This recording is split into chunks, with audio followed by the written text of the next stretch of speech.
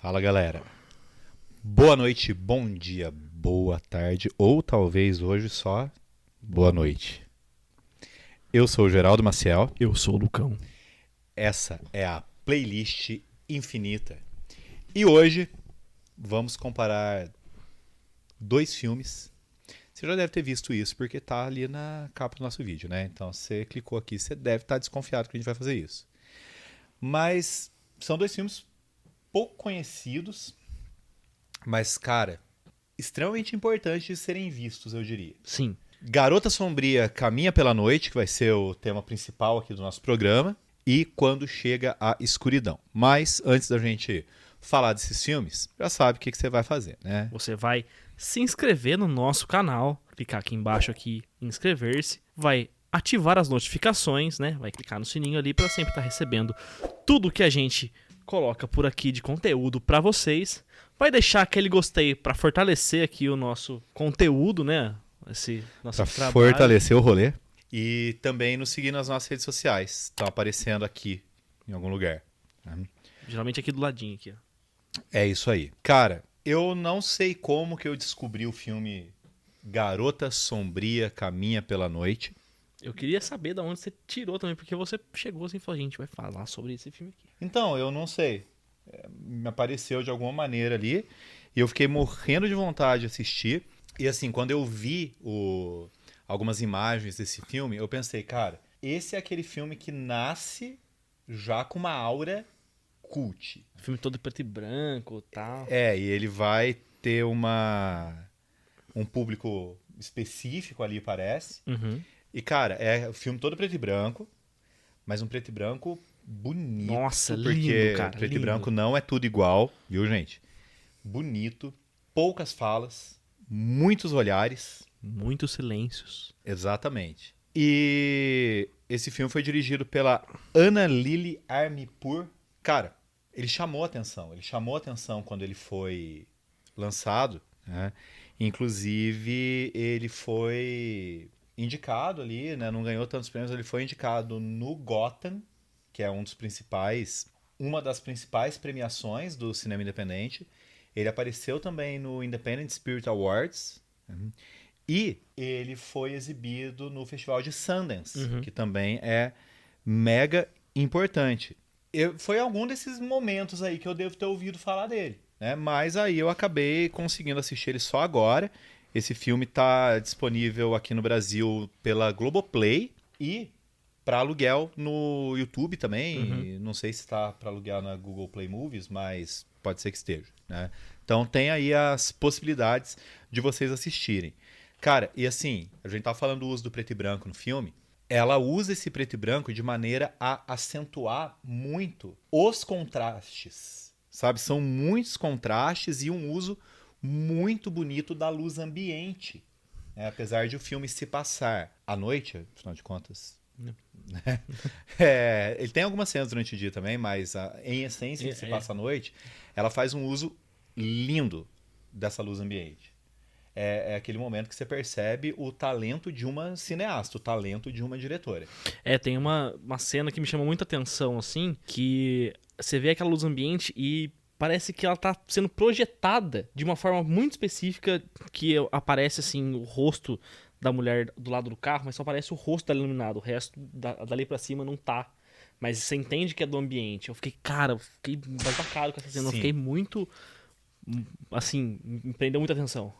Eu vou te contar uma coisa, cara. Com esse filme, aconteceu comigo uma coisa que acontece raras vezes. Terminar de assistir o filme e já ficar com vontade de colocar ele de novo. Porque assim, a gente que é apaixonado por cinema, a gente não assiste filme uma vez e pronto, acabou. A gente assiste o mesmo filme várias vezes, às vezes até filme ruim, né? Pra gente poder discutir um pouco. Não com tanto prazer. Exato. Mas é muito comum assistir o filme várias vezes. E de vez em quando eu tenho essa sensação. E com esse filme foi isso. É o tipo de filme que eu gostaria muito de comprar. Porque eu quero ter aqui na minha coleção. E eu gostei muito desse filme porque ele atualiza o mito do vampiro. É uma história muito antiga, centenária já, e que é muito interessante quando passa por uma atualização que realmente tenha esse frescor e não uma atualização idiota, né? Então, a gente tem a protagonista do filme que, quando a gente procura no Letterboxd, no IMDb, ela tá acreditada apenas como The Girl. Ela realmente não tem nome, né? Não foi dado um nome pra ela. Cara, eu achei magistral a interpretação da Sheila Vand, que faz essa protagonista, que está numa cidade imaginária, que se chama Bad City, ou Cidade Ruim. E é bem doido porque, assim, essa cidade, ela mistura muito daquele ambiente urbano, aquele clima urbano super tradicional, né? Mas, ao mesmo tempo, ela tem uns contornos de cidade fantasma. Sim, é porque assim, como parece ser tem poucas personagens, Pouquíssimas. né? Então, às vezes, fica essa sensação de que tem pouca gente na cidade. Apesar de toda essa esse clima urbano, parece que mora pouca gente ali. Exato. E aí, essa junção das duas coisas que vai fazer com que esse filme seja uma espécie de faroeste moderno. Ele não vai ter a temática ali do faroeste, de armas, nem nada disso. Mas a Annalily Armipur, ela soube usar muito bem esses elementos de faroeste para compor o clima e a própria narrativa do filme dela. Então, o que a gente tem ali? A gente tem o faroeste, a gente tem elementos do terror clássico e a gente tem elementos do filme noir, aquele filme de mistério ali que foi muito produzido nas décadas de 40, 50, né?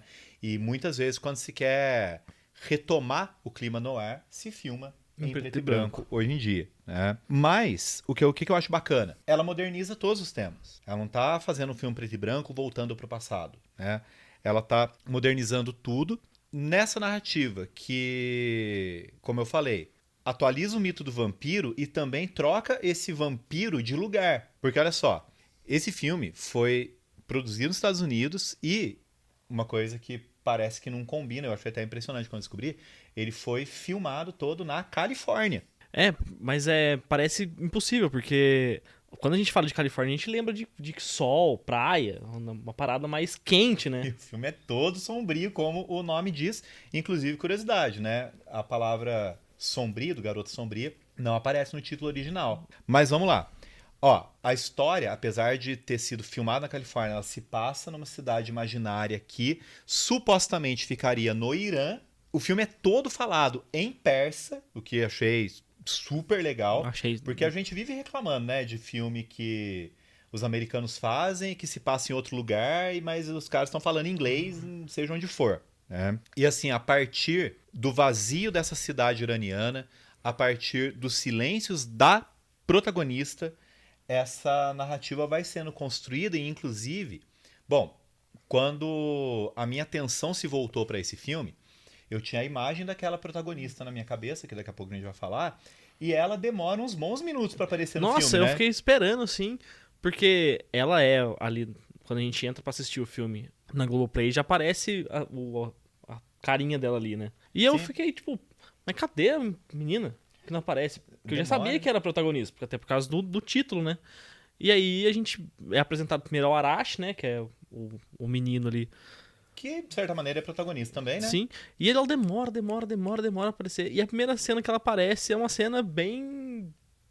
Eu gostei, achei bem emblemática. Sim, sim. Inclusive, vou comentar um negócio sobre isso já já. Bom, e o que é Bad City? Bad City é uma cidade, como a gente falou, habitada por poucas pessoas, e as pessoas são normalmente o quê? Traficantes. Obviamente, se tem traficante, tem viciados, prostitutas. Cafetões. Exatamente, aqueles outsiders, né? E então, e a maioria deles não tem nome. Então, o que eu vou entender? Que a narrativa é formada por arquétipos, entre os quais essa nossa protagonista vai transitando, caminhando pela noite, em silêncio e, como uma boa vampira, aterrorizando aqueles que merecem ser aterrorizados, machucando aqueles que merecem ser machucados. Portanto, um brinde. Cara, eu tava muito animado pra falar desse filme, porque eu gostei demais, cara. E normalmente, quando eu tô escrevendo o roteiro do programa, eu tenho mais certeza que eu gostei ou não gostei de um filme. Se eu não gostei, eu fico com ódio do filme na hora que eu tô escrevendo. Agora, se eu gostei, eu tô escrevendo, eu falo, eu quero parar de escrever, porque eu quero ver de novo. Pra prestar mais atenção em alguns detalhes. Exato. Aí, às vezes eu faço assim, aí eu acabo assistindo no computador pra poder ir pra uns momentos chave ali pra poder colocar no roteiro. Mas vamos lá. O que a gente tem de bom aqui? A gente tem a interpretação da Sheila Vand, que é fenomenal, e a gente tem a direção muito boa, muito bem feita, muito segura, muito consistente da Ana Lily Armipur. Né? E cara, essa protagonista ela tem uma leveza de movimento que é absurdo como foi bem feito, inclusive aliado a uma ressignificação do uso do chador, que é aquela veste típica iraniana, que não é a burca, né? Não é aquele negócio que cobre a mulher inteira, mas é aquela coisa que cobre o cabelo e tem aquele véu que vai até o pé, que dá pra você fechar assim. Isso vira a capa de vampira dela, cara. Ou de super-herói, né? Ou de super-herói, porque ela é, bom, de certa maneira, o ser monstruoso, né? Mas o que ela tá fazendo, a gente tá torcendo pra ela fazer. Porque, como eu falei, ela não vai sair machucando as pessoas à torta e à direito, a não ser em determinado momento do filme. Mas ela vai machucar aqueles que merecem. Ela escolhe exatamente a quem machucar, né? Exatamente. E aí, cara, tem uma cena que aparece no trailer, que se você pesquisar sobre esse filme, você vai ver. Então, eu não vou falar aqui o contexto dessa cena, porque isso seria um spoiler um pouco chato, mas a cena em si, se você procurar esse filme na internet, você vai ver, que é ela andando de skate.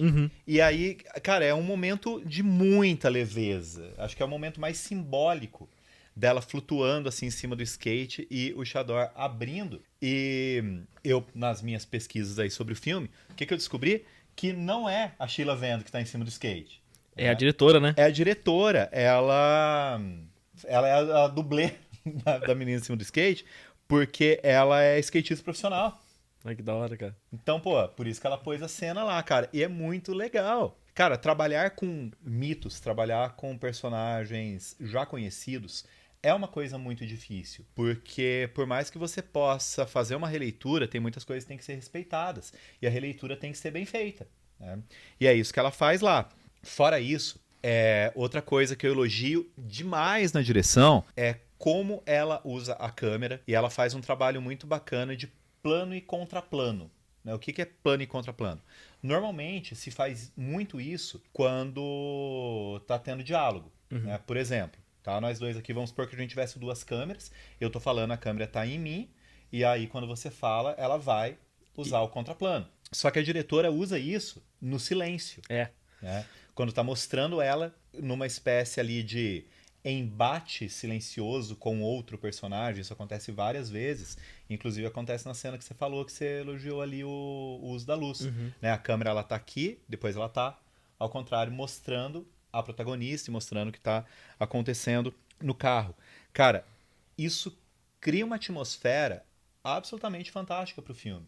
Sem contar que a Sheila Vand é extremamente expressiva. E ela não precisa fazer expressões assim enrugar a testa e fazer nada. Ela é expressiva de uma forma muito natural. Sabe? Ela não precisa ficar fazendo carão, né? É a diferença que eu senti de, por exemplo, a gente já falou sobre esse filme aqui, que é o Hereditário, as caras que a Toni Collette faz. A Toni Collette faz caras assim, que ela faz aquela expressão gigante assim, e ela é o contrário. Ela se expressa de uma forma muito... parece que ela tá muito calma. Sim. E mesmo assim, sombria, mesmo assim, séria. Mesmo assim, amedrontadora. Outra coisa que a diretora faz de uma maneira muito peculiar e muito interessante é o uso da profundidade de campo. Que basicamente é o seguinte: você tem duas coisas sendo captadas pela câmera. Então eu quero fazer uma profundidade de campo grande, aí você faz aquilo que o Orson Welles faz Cidadão Kane. Tá mostrando isso aqui e tá mostrando aquilo lá também, ao mesmo tempo. Até você, dependendo do que o diretor quer causar, você como espectador fica um pouco confuso, porque, pera, pra onde que eu olho? Né? Uma profundidade de campo um pouco menor vai estar mostrando isso aqui e o que está lá no fundo está desfocado. quando a profundidade de campo é muito pequena, como ela usa no filme, você tem muito desfoque. Isso acontece bastante. Ela vai focar na cara do personagem e tá tudo completamente desfocado atrás. Né? Isso também ajuda a criar uma atmosfera de mistério que essa personagem tem demais. Muito.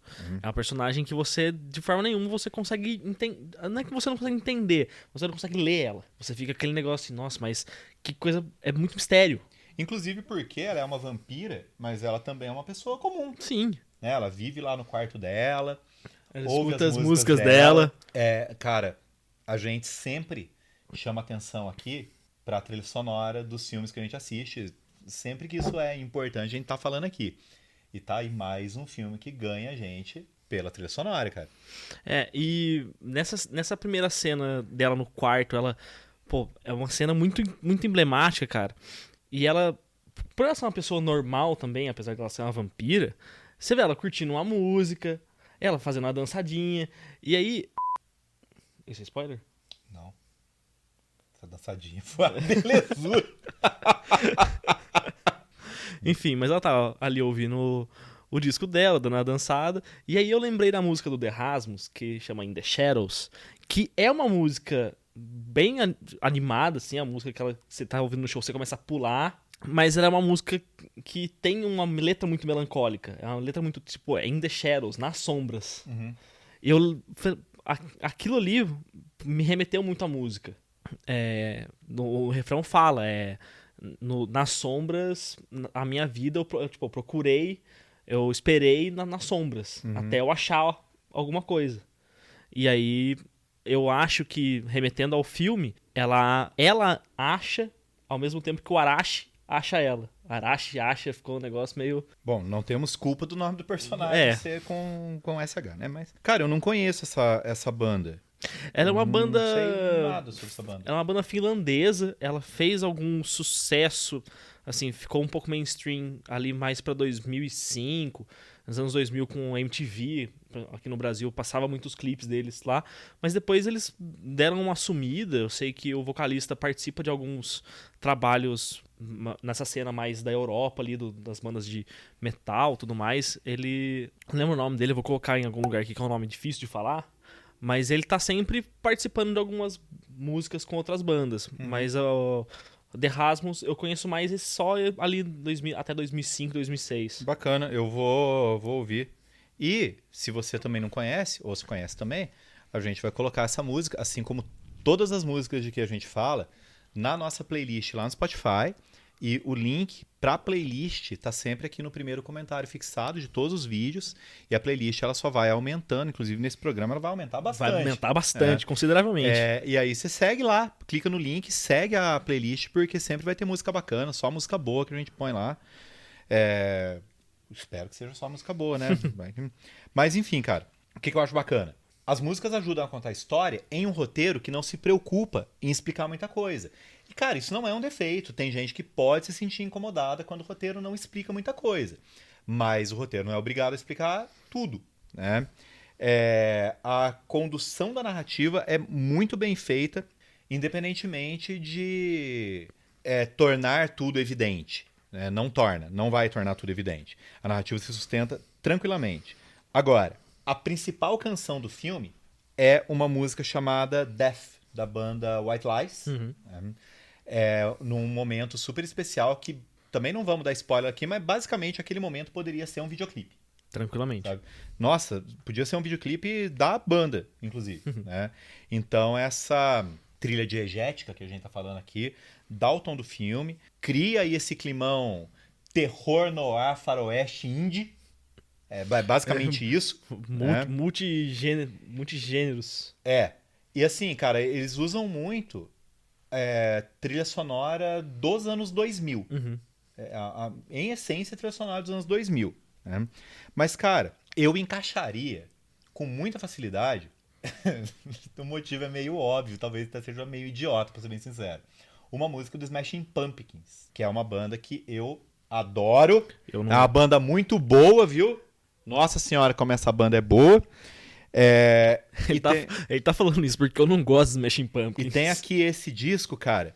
É um disco duplo, foi a primeira coisa na vida que eu ouvi dos Smashing Pumpkins, Melancholy and Infinite Sadness. Né? Aqui a capinha aqui, a gente vai colocar aqui bonitinho pra vocês verem. E essa música, ela começa com o verso. The world is a vampire.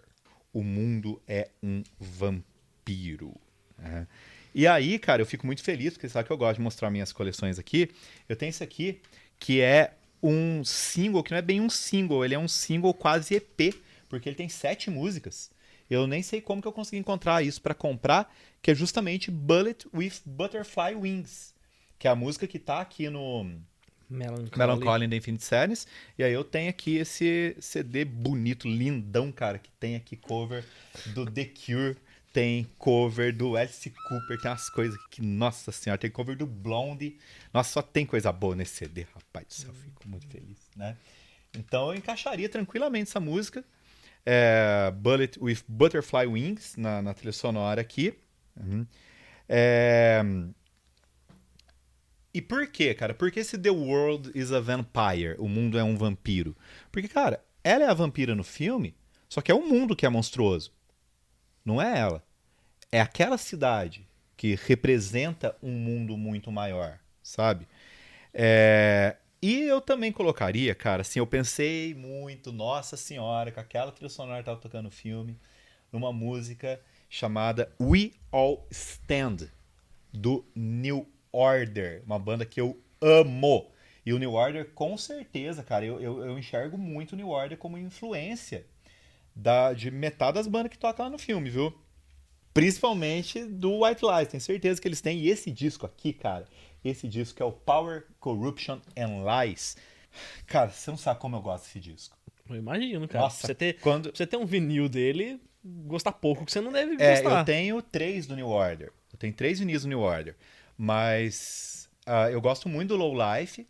Mas esse aqui, cara, ele tem uma carga de genialidade que poucos discos têm. Quando eu comprei esse disco aqui, eu fiquei numa felicidade que você não tem noção. Essa capa bonita, nossa senhora, viu? O cara ficou até emocionado aqui agora. E o andamento dessa música, We All Stand, ela combina tanto com o filme.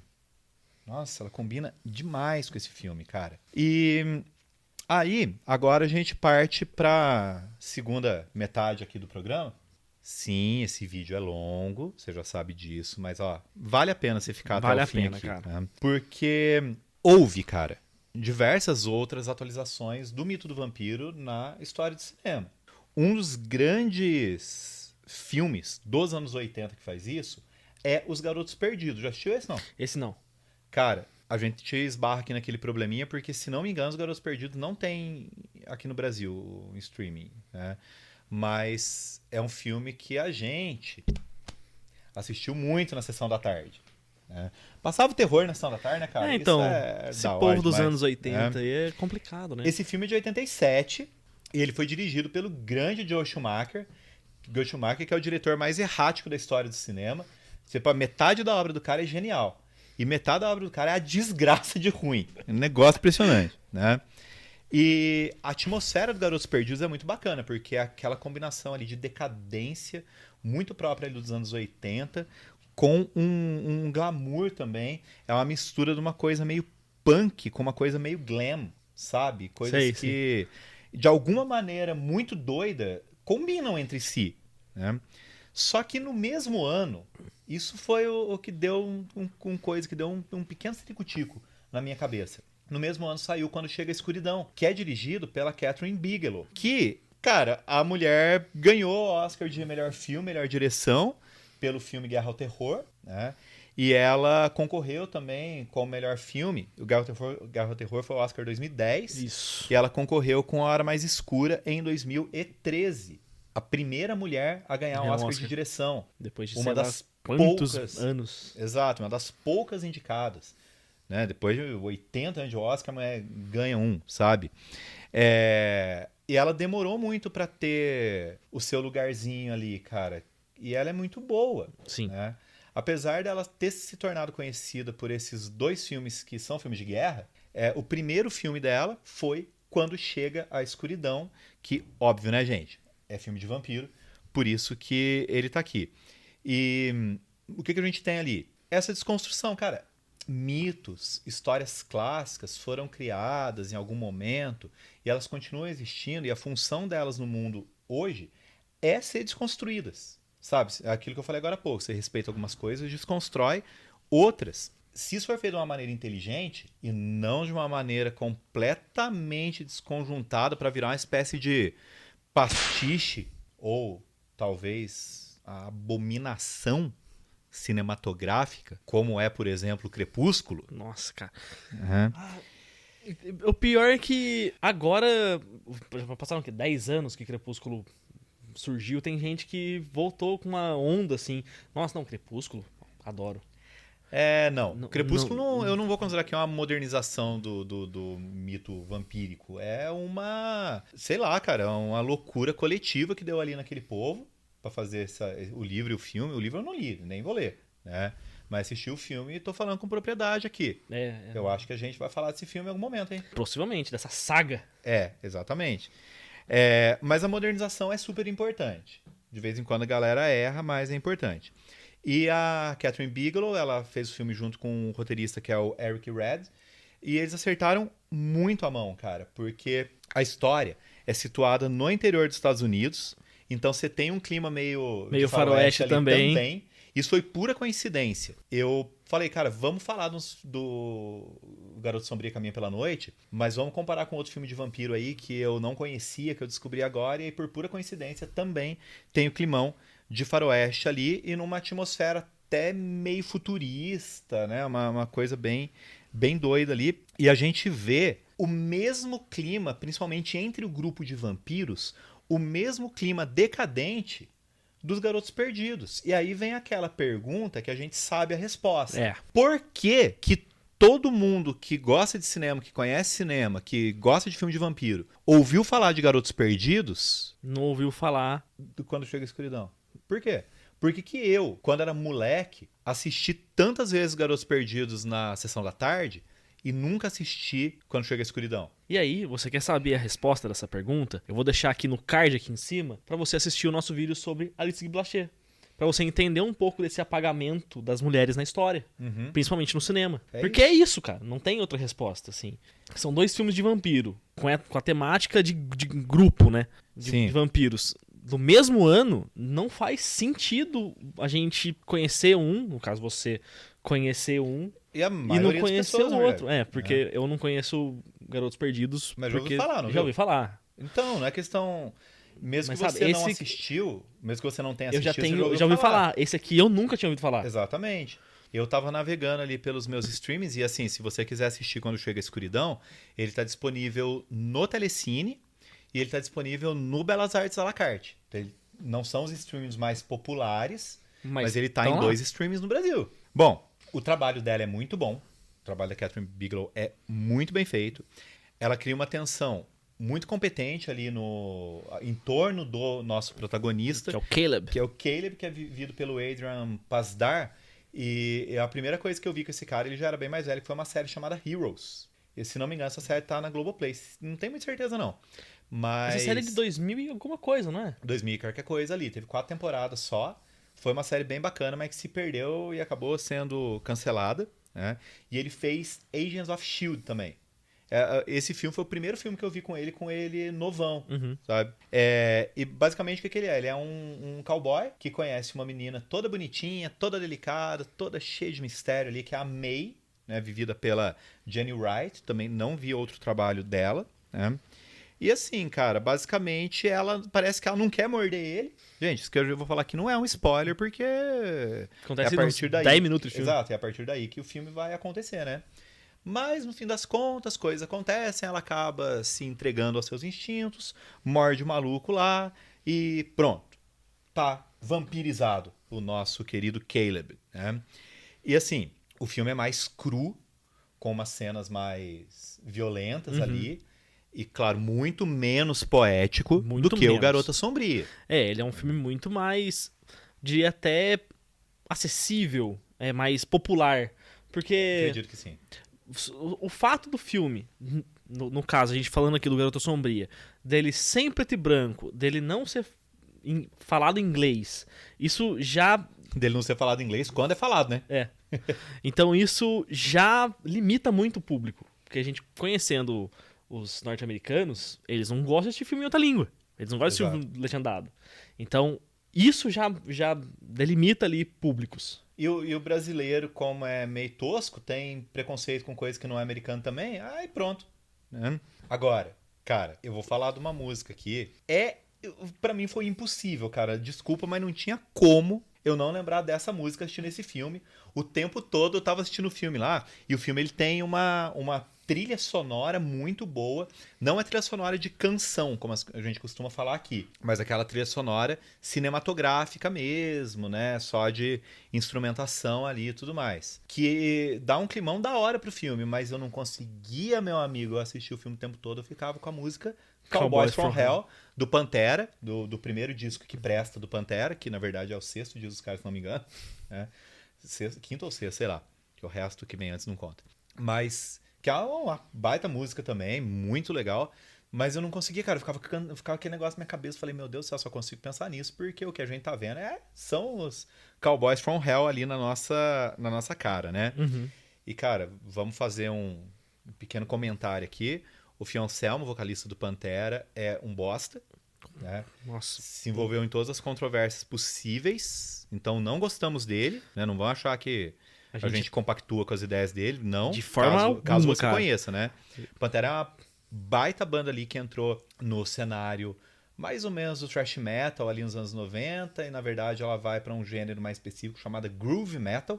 Mas eles realmente fizeram grandes canções, cara. Fizeram grandes canções. Nossa, que...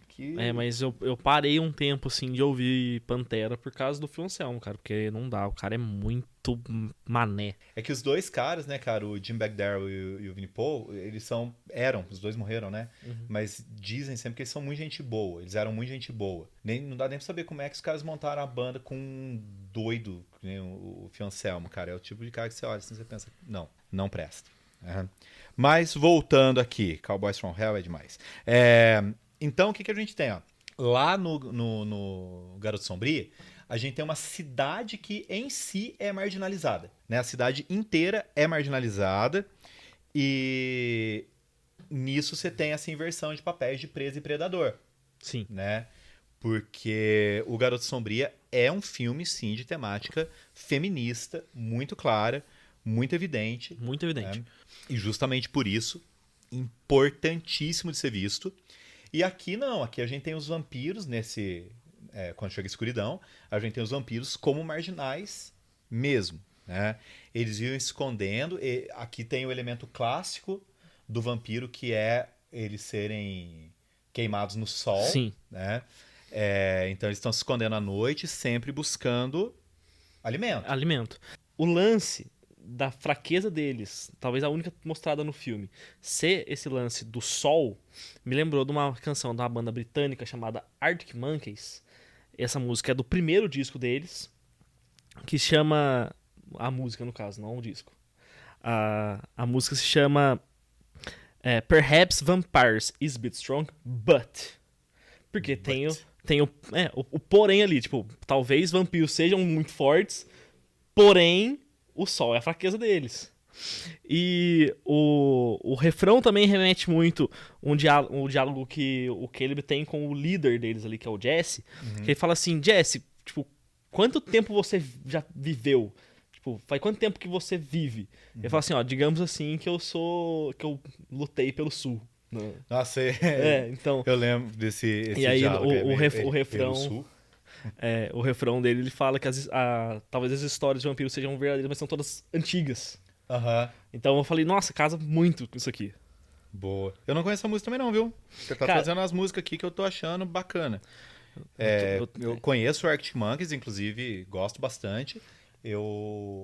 Será que a nossa audiência conhece Arctic Monkeys? Olha, eu acho que sim, cara, porque... Provavelmente, né? Hoje é uma das bandas grandes, assim, né? Junto com Foo Fighters e algumas outras bandas, assim, é uma banda que faria um show de estádio tranquilamente no Brasil. Você conhece? Deixa aí nos comentários qual que é a sua música favorita do Arctic Monkeys. E se você gosta das outras bandas também, comenta aí, conversa com a gente que a gente responde e vamos que vamos. Mas vamos lá, voltando agora, indo para os momentos finais aqui. Lá no Garoto Sombrio, o que a gente tem? Uma baita metáfora da condição feminina, dessa garota que volta sozinha pra casa à noite, que é o título original do filme. A Girl Walks Home Alone at Night. E aqui nesse filme a gente tem a metáfora da solidão em grupo. Né? Eles são um pequeno grupo de vampiros que só tem a eles mesmos no fim das contas. Né? Eles continuam sendo mostrados como cruéis, como violentos, como tudo mais. Mas e essa condição que os exclui do mundo? Sabe? Eu achei isso uma metáfora interessantíssima. Será que aquelas pessoas são realmente más? Nasceram realmente más? Ou simplesmente em algum momento elas aceitaram a condição delas. A condição e aceitaram se entregar aos instintos? Sabe? Isso não é respondido no filme. Mas é coisa para se pensar. Né? Se todo mundo que a gente considera mal, é mal mesmo. Isso me lembrou também bastante um lance de um vazio existencial que se passa, principalmente pela May. Sim. Quando ela, um dos primeiros diálogos que ela tem ali junto com o Caleb, ela fala assim, tá vendo aquela estrela? A luz dela só vai chegar daqui a 1 bilhão de anos. E eu vou estar viva ainda. E eu vou estar viva ainda. Isso é bem no comecinho, tá, gente? É bem no comecinho, sim, cara. Então, é um vazio existencial porque ela vai estar ali. Ela vai viver eternamente. Muito ligado justamente à sensação de se estar preso no próprio corpo, né? Você está preso àquela condição, você não consegue sair daquilo. E isso também acontece de uma maneira muito, mais intensa ali em termos de explosão, mas menos intensa em termos de sentimento, mesmo de coisa interna com o Caleb, porque a condição dele de vampiro é muito recente e a dos outros todos não, né? Isso me lembra muito esse conflito interno que o Caleb tem, porque quando ele vira vampiro, os vampiros precisam se alimentar pra viver. E ele acabou de virar vampiro. Ele acabou de virar vampiro. E ele tá com fome. Ele tá com fome, só que ao mesmo tempo ele fica nessa luta interna de que ele não quer se alimentar, porque para ele se alimentar ele teria que matar alguém. Então isso é muito interessante de ver.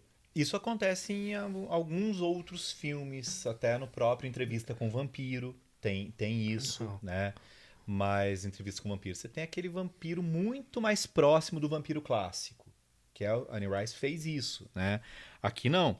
Então, essa coisa do vampiro ter que matar e ter que tomar sangue tá muito relacionado a um dos arquétipos que aparece lá também no Garota Sombria, que é o viciado. Né? A interpretação do Adrian Pasdar tá muito interessante, oscilando ali entre os pequenos momentos de aceitação e aquele sofrimento todo próprio de um viciado, né? E lá aqui, mera curiosidade, né? Quem faz o viciado no Garota Sombria é o Marshall Manesh, que é o Ranjit. Do How I Met Your Mother. Que é uma série que a gente gosta muito, né? E é um personagem que aparece relativamente pouco e muito marcante na série, né? Quando ele apareceu lá, eu falei, rapaz. E ele aparece em, acho que quase todas as temporadas. Pelo menos um episódio ele tá lá. Sim, né? E assim, cara, nenhum dos dois filmes tem menção a objetos religiosos, como no mito clássico do vampiro. Não tem menção a estaca, né? Lá no Garoto Sombria tem os dentes pontiagudos, mas aqui Quando Chega a Escuridão, não. Né? Nem a palavra vampiro é mencionada. E mesmo assim se reconhece, né? Porque é um mito muito, muito presente mesmo, né? E, cara, basicamente, esse filme, Quando Chega a Escuridão, é um filme sobre laços, é um filme sobre marginalidade, é um filme que vai ter outros assuntos, não é só, nossa, um filme de vampiro, todo sanguinolento, que os vampiros precisam beber sangue, que não sei o quê. Tem umas cenas bem gore, né, nesse filme. Sim, esse tem.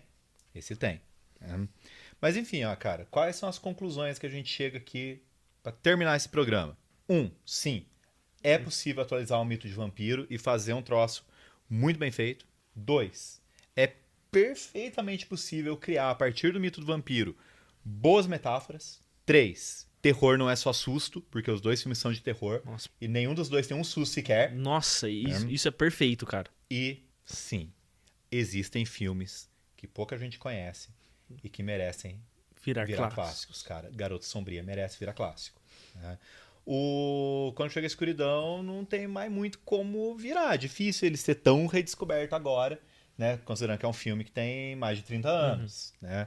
Mas merecia ter sido reconhecido na sua época. Ó, a gente vai deixar aqui na descrição 2 links de textos sobre o Garota Sombria, que são textos muito bons. Um tá em português, outro tá em inglês, mas merece ser lidos pra gente entender também a amplitude de um filme, a amplitude do que um filme pode tratar. E o impacto cultural que isso pode trazer, né? Exatamente. Eu acho que são textos aí que merecem ser lidos, merecem ser lidos.